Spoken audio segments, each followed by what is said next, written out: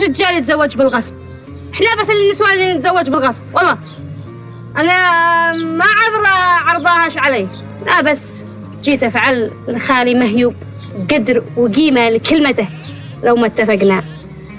لكن الظاهر يا خال مهيوب ان ابنك ما عادوش راغب.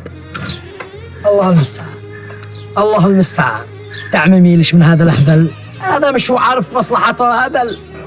لا عاد تبرر يا خال، قد انا داري ايش السبب، علشان هكذا جيتك تساعدني وتوقف معي. الله المستعان.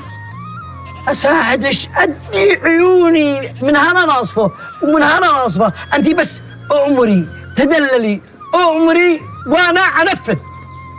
عيونك يا خال الله يحفظها. اديلي ورث امي اللي عندك. ما سمعتش. ما سمعت. ما سمعت. قلنا اديلي. طب انا اين انا ها قلنا انا ايوه اديلي ورث امي اللي عندك. ايوه. وش تفعلي بورث امي؟ كيف مفعل بها يا اخا؟ ابيع ورث امي واصير اتعالج في الخارج او ما تشتريش بسر.